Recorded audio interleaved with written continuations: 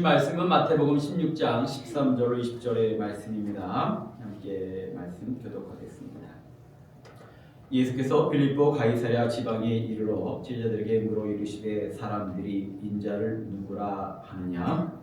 이르되 더러는 세례 요한, 더러는 엘리야, 어떤 이는 예레미야나 선지자 중에 하나라 하나이다. 이르시되 너희는 나를 누구라 하느냐? 시몬 베드로가 대답하여 이르되 주는 그리스도시요 살아계신 하나님의 아들이시니이다. 예수께서 대답하여 이르시되 바요나 시몬아 내가 복이 있도다. 이를 내게 알게 하신 이는 혈육이 아니요 하늘에 계신 내 아버지시니라. 또 내가 내게 이르노니 너는 베드로라. 내가 이 반석 위에 내 교회를 세우리니 음부의 권세가 이기지 못하리라.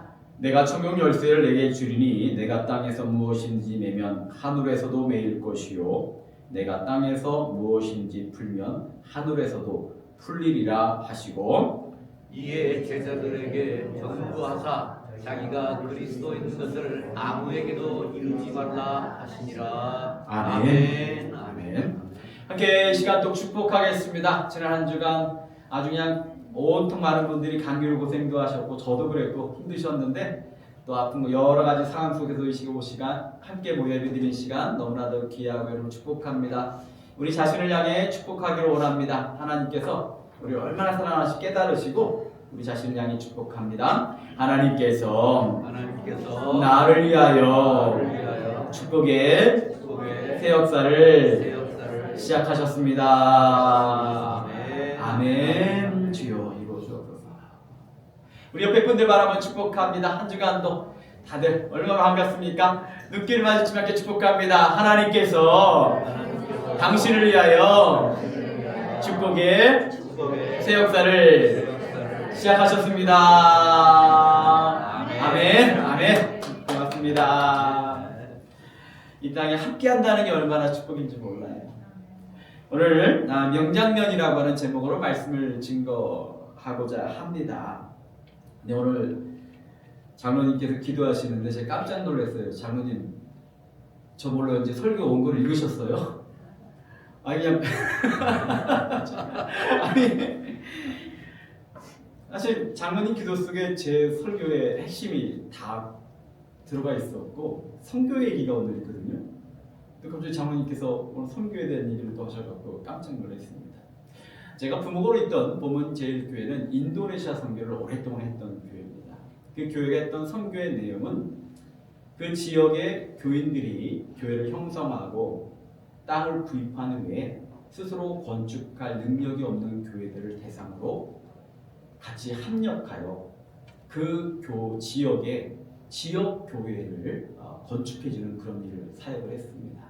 지금과는 좀 물가가 달라서 당시는 미화로 7,000불 정도면 이 정도 사이즈의 교회를 건축을 했어요. 물론 땅은 교인들이 헌금을 하고 그 위에 건축을 하는 거죠. 10,000불 정도면 좀 그래도 제법 큰 교회를 건축하곤 했습니다. 그래서 한 여름에 7월 말이 되면 그 헌신했던 분들 한 15분에서 16교회를 봉헌 예배를 해마다 드리러 갑니다. 그래서 그 개인이 또는 부모님의 이름으로 또는 자녀의 이름으로 교회를 10,000불 정도면 교회를 건축하니까 가서 그 교회 가서 건축식을 하고 교회 머릿돌에 본인의 가족들의 이름을 적고 하는 그런 예배를 드려요. 그러니까 참 많은 일들이 일어나고 지금도 기억이 나는 게 인도네시아에 쓰나미가 왔었잖아요. 기억하실 겁니다. 쓰나미가 왔을 때 그 교회터들이 사람들의 안식처가 됐어요. 집이 다 무너졌을 때 땅값이 싼 언덕 같은 데 세워진 교회가 쓰나미를 피해가고 사람들이 모이기도 했었죠. 그래서 참 하나님의 역사가 신비롭게 이루어지기도 했었고 참 재밌는 일들이 많은데 그때 종종 부모님의 이름으로 그 교회를 건축하셨던 분들이 80 넘은 권사님들을 모시고 갑니다. 그래서 거기 가서 예배도 드리고 또 그 권사님들이 그 현지에 있는 80 넘은 인도네시아 할머니들이랑 만나서 얘기를 하셔요. 생각해 보세요. 한국에서 가시는 분들은 인도네시아 말은 고사하고 영어도 한마디 못하는 80 넘은 권사님들이에요. 거기 인도네시아 할머니들은요, 한국말은 고사하고 영어도 한마디 못하는 할머니들이에요. 근데 그분들이 만나 서너 시간 있잖아요. 끝나고 나면 얼마나 불에 대해서 잘하는지, 자식이 몇 명이고 자식이 뭘 하는지, 와 진짜 기가 막힌 일이에요. 그러니까 연세가 지긋하시면 언어가 상관이 없나 봐요. 영적으로 교통하시고 정말 그 가족 사항을 다 알고 오셔. 다들 신기하다. 그래서 참 제가 설교 준비하면서 여기 계신 분도 언젠가 은퇴하신 분도 계시지만 은퇴하면 한번 그런데 우리가 신물 앞쪽 교회도 건축하고 가서 예배드리고 영적인 은혜도 누릴 수 있는 그런 꿈도 있었으면 좋겠다라는 생각을 했습니다. 우리 한번 꿈을 가져보시기 원합니다. 그런 여러 차례 방문이 있었는데 그 중에 한번 2003년도에 제가 37명의 학생들과 청년을 데리고 선교여행을 떠났습니다. 학생들은 봉헌 예배를 드린 것은 아니고 그곳에 방문하여 어른들이 봉헌했던 10교회 이상을 방문하면서 그 지역의 청소년들과 교류를 갖고 선교 활동을 하고 예배를 같이 드리고 하는 어떤 그런 차원에서 시작된 활동이었죠. 이때 선교여행을 준비하면서 원칙이 하나 있었습니다. 한국 음식을 가져가지 못하게 했습니다. 우리가 당시만 해도 한국 사람들이 외국을 나갈 때 꼭 가져가는 게 있어요. 고추장, 그 다음에 누룽지. 그런데 그걸 못 가져가게 했어요. 가서 현지 음식을 먹고 현지 일들과 같이 자고 같이 생활하자. 멋있잖아요. 근데 죽을 것 같은 곳에 이 북스마트라에 가면 메단이라는 큰 도시가 있고 그 남쪽에 가면 토바레이크라고 하는 어마어마한 호수가 있어요. 이 호수가 얼마나 큰지 그 호수 안에 제주도만한 섬이 있어요. 양식장이 있고 그 섬 주변을 도는데 그 섬 주변이 완전히 밀림 정글이거든요. 버스를 타고 가다가 제가 코끼리도 본 적이 있어요. 악어가 있고 야생동물이 있는 그런 곳입니다. 버스를 타고 37명의 청소년들과 그곳을 도는데 아주 인도네시아 무더위가 대단합니다. 엄청 더워요. 장거리. 거기다가 이 무덥다가도 갑자기 스콜이죠. 비가 확 내리면 그냥 끈적끈적하고 갑자기 비가 내면 비를 홀딱 다 맞고 그러니까 애들이 그냥 옷에서 쉰내가 풀풀 나고. 근데 또 원칙이 현지 주는 음식을 먹어야 되는데 그 지역이 도시가 아니에요. 아주 산골에 있는 아주 험악한 지역에서 주는 음식들이 뭡니까? 정글에서 나는 우리말로 말하면 나물인데 아주 독특한 향내가 나는 음식들. 때로는 닭고기하고 고기 이런 것들이 볶아도 나오고 튀겨도 나오는데 어떤 경우는요, 미국에서 먹으면 안 되는 그런 고기도 섞여져 나와요. 뭔지 짐작이 되시죠? 그런 고기들까지. 그러니까 아이들이 그런 데서 음식을 먹는데 이게 얼마나 힘든지 위생도 다르고 그러니까 아이들이 날마다 막 얹히는 거예요. 그래가지고 그 침 있죠? 딱딱거리는 거. 그걸 가지고 다니면서 애들 그 얹힌 애도 손 따주는 게 일과 중에 하나예요. 비가 그냥 콱콱 먹잖아요. 또 밤이 되면 얼마나 추운지 현지인들 집에서 가서 자는데 뭐 침대가 어디 있어요? 그냥 거기 바닥에서 가져간 얇은 이불 하나씩 덮고 막 그렇게 자요. 그래서 막 저도 자다가 이렇게 추워 그러면 이 녀석들이 내 이불을 다 뺏어가. 진짜 덜덜 떨고 그렇게 자면서 한 일주일을 보내니까 애들이 정말 몰골이 막 과간이 나요. 얹혀가지고 토하고 배고. 그러다가 일주일쯤 됐을 때 일정이 하나가 인도네시아 메단 아래쪽에 가면 반델바루라고 하는 단미교 신학교가 있습니다. 감신 선배 목사님이 거기 선교사로 사역하시는 곳인데 이 반대를 바로 신학교에 가서 신학생들과 같이 연합 집회를 하고 그리고 하룻밤을 자는 그런 프로그램이 있었어요. 그래서 도착했는데 선교사님이 우리를 보시더니 저희들이 불쌍해 보이셨나. 이분이 갑자기 뭘 끓이기 시작했습니다. 집에 있는 모든 김치를 총동원하고 집에 있는 얼마 안 되는 돼지고기를 썰어가지고 김치찌개를 끓이기 시작했습니다. 한번 상상해 보세요. 7일간을 맨바닥에서 자다시피 하고 현지 음식을 먹고 입에 맞지 않는 음식을 먹으면서 탈이 나고 그랬던 아이들이 식당을 가는데 저 머리서부터 그 김치국 냄새가 정말 도착하기도 전에 애들 얼굴이 벌써 막 피기 시작을 하는 거 있죠. 뜨끈한 국물이 목을 타고 넘어가는데 막 아이들이 환호성을 치는. 그러나 사실 갑자기 개인집에 선교사님 댁에서 40명 가까운 인원을 위해 만든 김치찌개니 상상을 해보세요. 북한 그릇에 김치가 몇 개 없어요. 분명 돼지고기가 들어갔는데 1인당 돼지고기 한 점, 두 점. 그냥 뜨끈한 김치 국물 맛에 먹는 음식이지 저희가 한국에 있었으면 안 먹을 음식이었어요. 그런데요, 그날의 김치찌개는 인생 최고의 김치찌개더라고요. 정말 명장면이고 얼마나 맛있게 먹었던지 제가 2003년도니까 벌써 몇 년 전 얘기입니까? 20여 년이 지난 얘기인데 그 느낌이 아직도 너무 생생한 거예요. 허송을 지며 먹었던 음식. 정말 그 선교여행에 수많은 명장면들이 있었거든요. 인도네시아 최고의 귀족집에 가서 그 사람이 너무 귀하다고 우리를 초청해서 정말 귀족집에 가서 예배도 드리고 했던 장면도 있었고 많은 장면들이 있었는데 끝나고 나서 최고의 하이라이트는 김치찌개가 되잖아요. 참 우리 삶에 그럴 때가 있는 것 같아요. 너무 평범하고 일상적인 것들이라 때로는 별 감흥도 없고 의미도 없는데 어떤 상황이 더해지면 정말 특별해지는 순간들이 있다는 거예요. 아멘.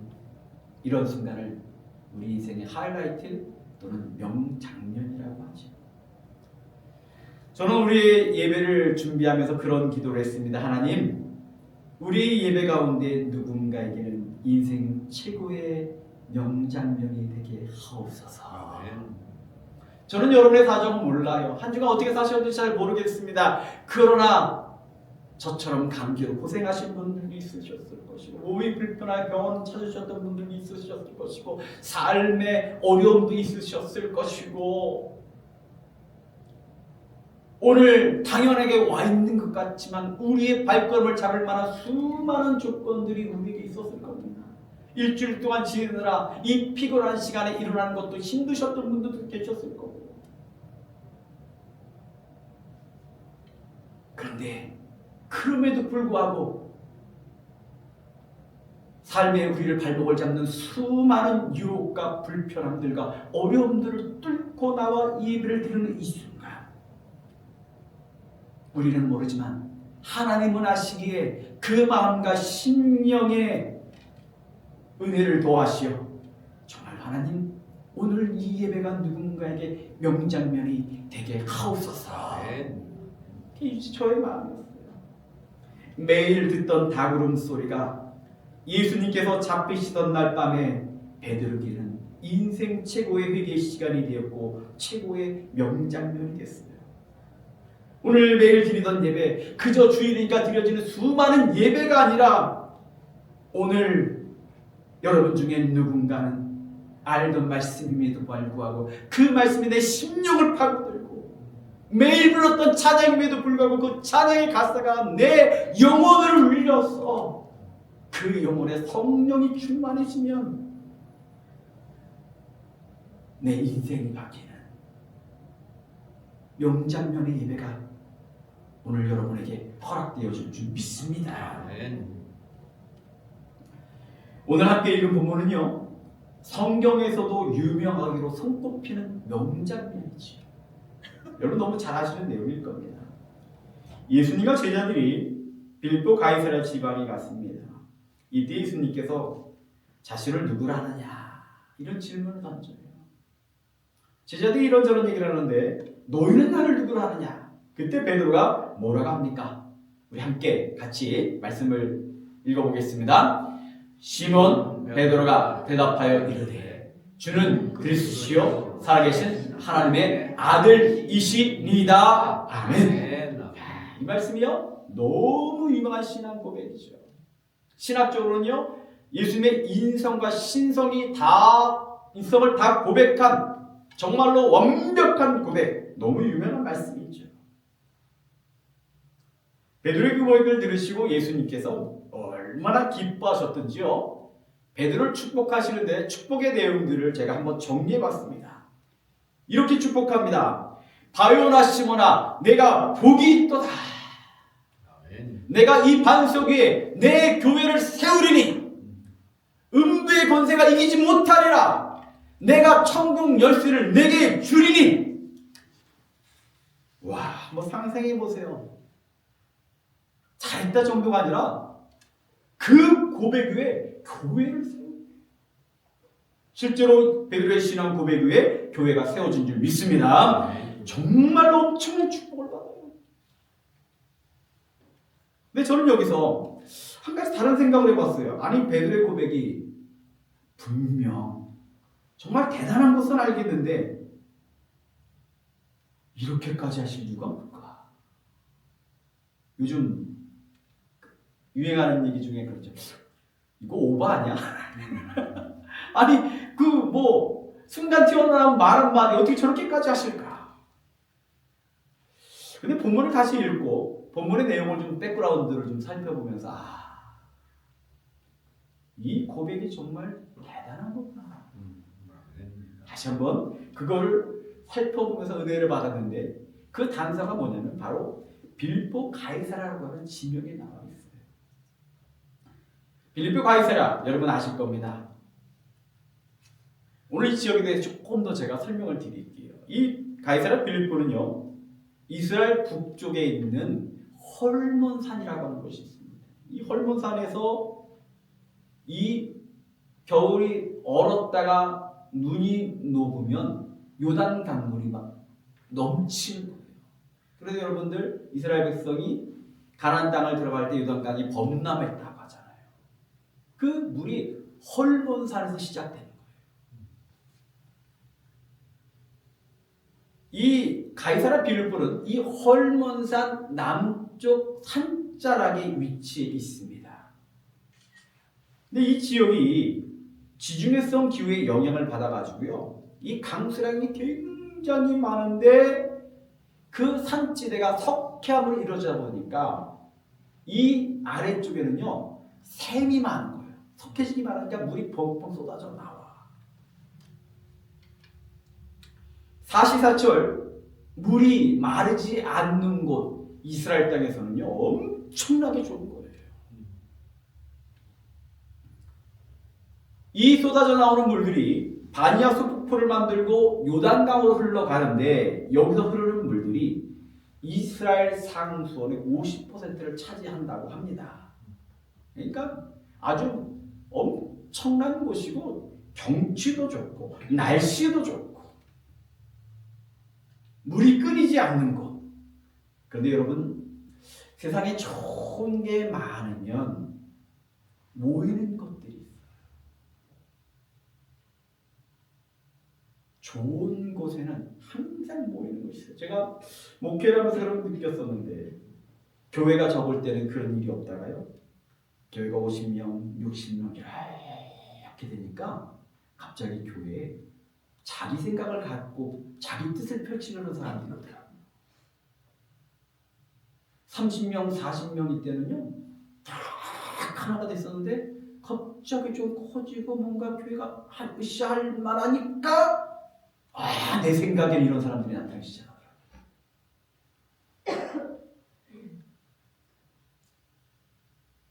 이곳이 바로 그랬던 거예요. 하나님 만들어놓은 멋진 곳인데, 너무나도 아름다운 곳인데, 사람이 살기 너무 좋은 곳인데, 좋은 환경인데, 이렇게 좋다 보니까 많은 사람들이 모입니다. 세상의 것들이 모이기 시작해요. 인간의 욕망이 모인 곳이 바로 가이사랴 빌립보라는 거예요. 그 다음 사진을 보시면 이렇게 이 이스라엘 땅에 나무가 있고 물이 흐르는 곳인데, 이 지역에 저 안쪽에 보시는 동굴이 하나 보일 거예요. 저게 뭐냐? 신전이에요. 처음에는 판신을 섬기는 우상 숭배의 신전이 저 동굴로부터 시작이 됩니다. 근데 예수님 당시가 되면요, 어떤 일이 벌어지냐? 그 다음 사진을 보시면 이 지역에는요, 판신을 섬기는 신전이 더 확대됩니다. 이 판신은 반은 염소고 반은 사람인데, 이 판신이 여러분 템플릿이라고 하는 악기가 여기서 나오는 거예요.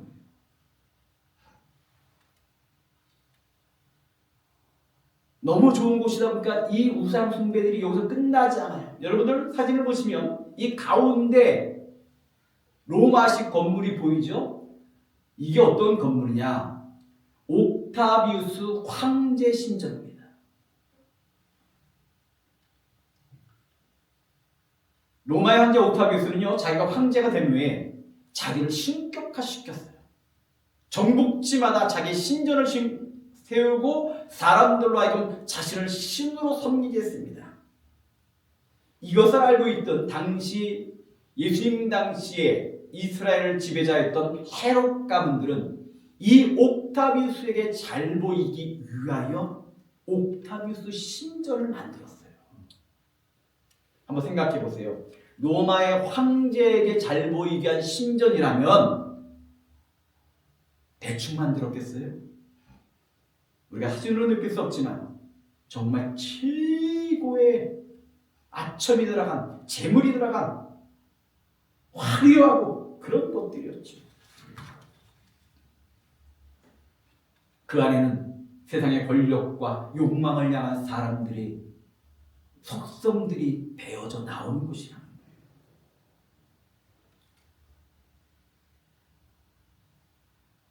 헤롯 시대에 동굴에 있던 판신전을 더 크게 만들었습니다. 그것이 왼쪽에 있는 신전이에요.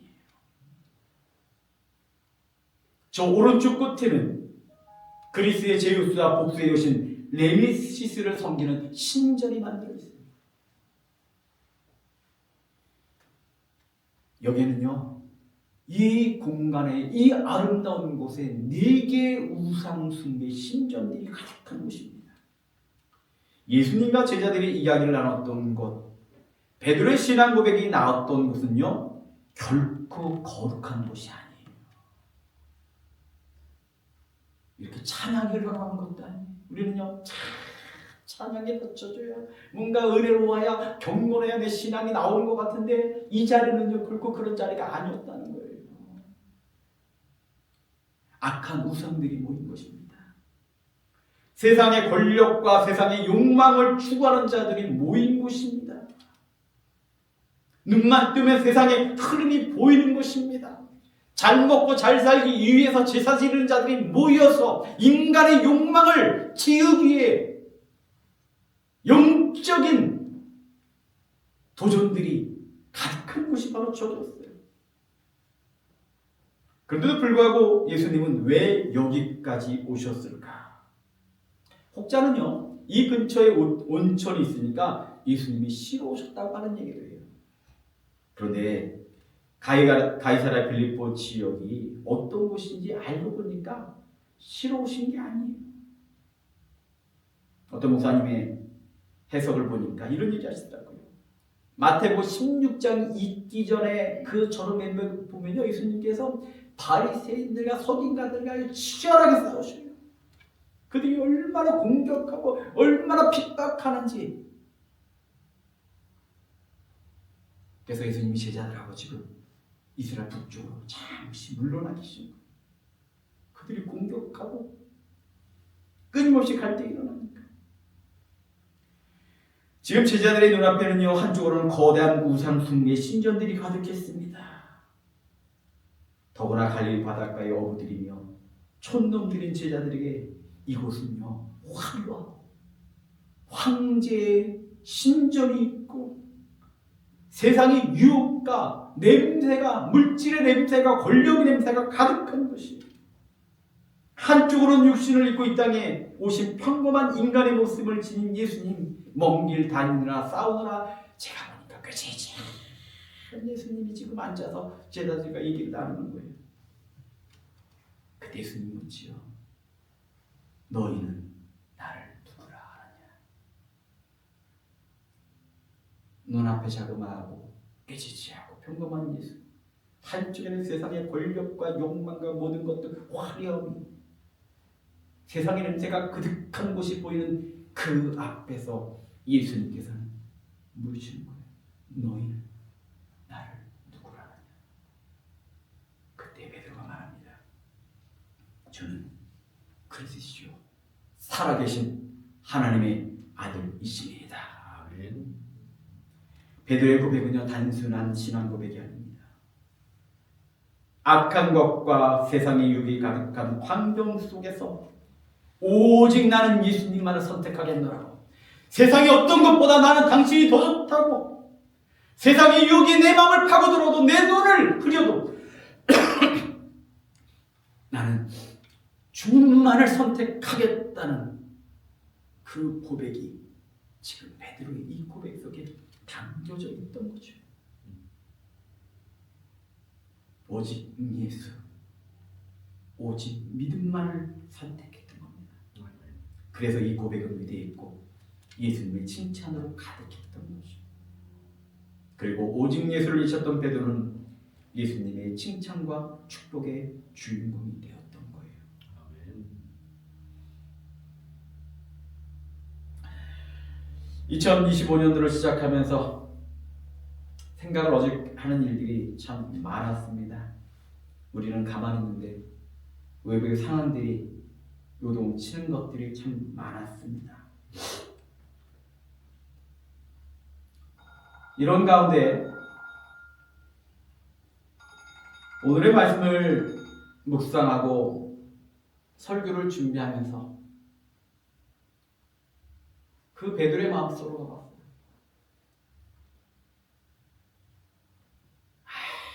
아무리 세상이 나를 흔들어도 주님만을 봤더니 그것이 최고의 축복의 자리요, 최고의 명장면이 되었는데, 아멘. 우리가 세상의 많은 것들을 흔들어도 저는요, 하나님께서 우리에게 명장면의 순간을 요청하시는구나. 아멘. 지금이 어떠하든지, 세상이 어떠하든지, 외부 환경이 어떠하든지 하나님께서는 우리 교회와 성도들이 한마음으로 오직 예수, 오직 믿음으로 나아가 정말 오히려 이때, 힘겨운 이때 오히려 명장면을 만들 그 기회를 우리에게 허락하셨다는 마음이 드니까 오히려 지금 이 순간이 축복이로다. 아멘. 아멘. 지금 이 순간이 정말로 영적으로 사는 시간이구나 하는 생각이 들어요.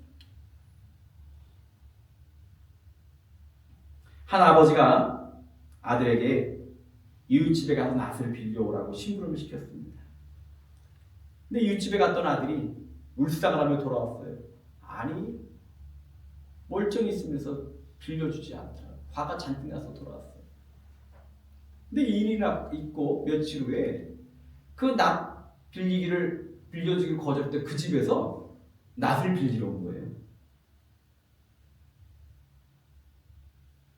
아버지가 됐더니 아들에게 그 빌려줘. 그랬더니 순종하는 아들이 마지못해서 낫을 빌려주고는 돌아옵니다. 아니 아버지, 며칠 전에 저 집에 나한테 거절했는데 왜 빌려주냐고 막 짜증을 막 부렸어요.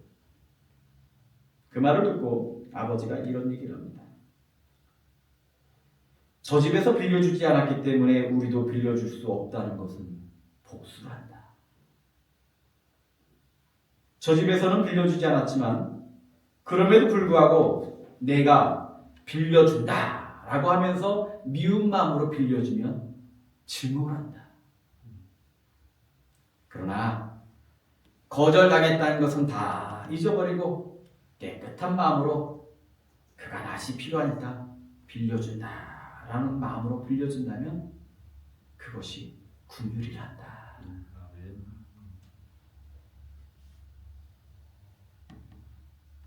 뭔 얘기입니까? 우리는 우리 할 바를 하는 아멘. 우리는 우리 할 바가 뭡니까?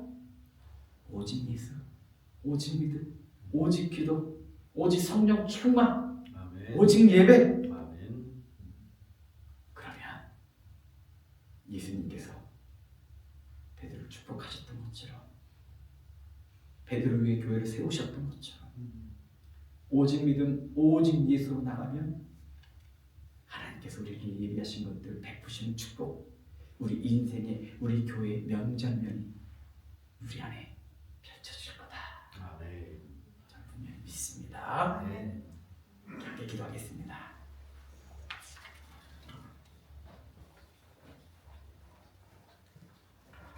이 시간 우리 반주에 맞춰서 2, 3분간 하나님, 세상이 어떠하든 우리는 주님만을 바라보게 하옵소서. 주님만을 고백하게 하옵소서. 이렇게 기도하기 원합니다. 아버지 하나님, 우리가 연약하고 우리가 흔들릴 때도 많고 걱정하고 염려할 때도 많지만 오직 베드로와 같은 오직 예수, 오직 믿음으로 이 시간 굳건히 되어 주시소. 인생의 명장면 삼는 인생의 최고 순간이 되는 저희가 되기를 간절히 원하옵나이다. 흔들리는 우리의 마음을 주여 잠잠케 하옵소서. 걱정했던 우리의 마음을 가물가하게 하옵소서. 하나님만이 예비하시고 역사하시고 인도하신 말을 온전히 믿고 나가기를 간절히 원하오니 이 예배가 저들의 심령이 인생의 명장면을 만드는 저희에게 인도하여 주옵소서. 하나님, 우리는 약하고 부족하나 우리의 육신이 약하여